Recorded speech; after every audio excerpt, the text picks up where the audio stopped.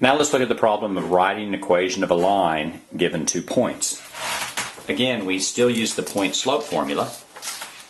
In this case, we want to write the equation of a line passing through the points 4, minus 1, and 2, minus 2, 8. So we start with point-slope formula. Go y minus y1 is equal to mx minus x1. So first, let's plug in 1 point. Now it turns out that we now have 2 points to choose from. So which one do we plug in? It turns out it doesn't matter which one we plug in. Let's plug in the first one. So that's y minus minus 1, so that's y plus 1. The slope we don't know for now. And then we go x minus 4.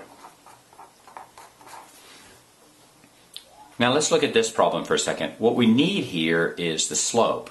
And we don't have the slope, so the next step is simply find m.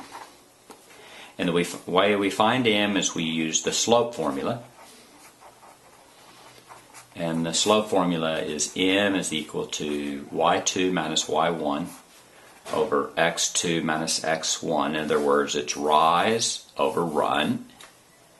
It doesn't matter which one we call point 1 and point 2. What I'm going to do is I'm going to call this first point, point number 1, and the second point, point number 2.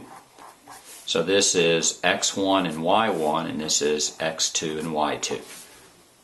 And it turns out it doesn't matter which one you call point 1 and point 2. You get to end up with the same slope.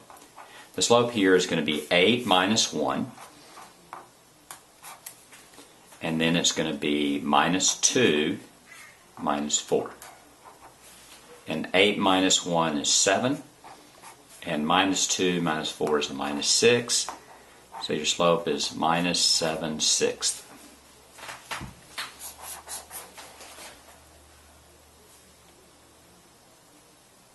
And I made a mistake. Let's look at here what we did wrong. It's y2 minus y1. y2 minus y1, so that's a minus minus 1. So that becomes a 9. So it's 9 over 6, and I think 9 over 6 simplifies. 3 goes into both of them, so that's a minus 3 over 2. So now you have a slope, and that's what we needed. So all you do now is you simply take this slope, plug it back into this equation. Let's go ahead and do that. We have y plus 1 is equal to mx minus 4, and you have a slope of minus 3 over 2. So that's y plus 1 is equal to minus 3 halves x minus 4. And that's actually your answer in point-slope form. If you want that in slope-intercept form, you want to write it as y is equal to mx plus b. So you're going to distribute, and you get minus 3 halves x. A negative times a negative is a positive. 3, that's 12 over 2, or 6.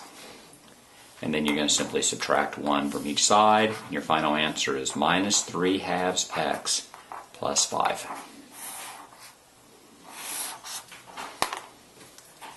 Now if you wanted, what you could do is write it in general form, which means you want it ax plus by is equal to c, where a, b, and c are integers. So the first thing you do is distribute. So you have y plus 1 is equal to minus 3 halves x plus 6. But now you're going to move the x to this side by adding 3 halves x. And you get 3 halves x plus y plus 1 is equal to 6. Move the 1 to the other side, so that's minus 1 and minus 1. That's 3 halves x plus y is equal to 5. And that's fine, except for you have a fraction as one of the coefficients. To clear the fraction, it's called, is you look at the denominator, in this case it's 2, and you're going to multiply the entire equation by 2. The 2's here cancel, or it becomes 6 over 2 is 3. That's 3x plus 2y is equal to 10. And here's is also your answer. So you have two answers, and well, you have one answer in two different forms. And that's how you write the equation of a line given 2 points.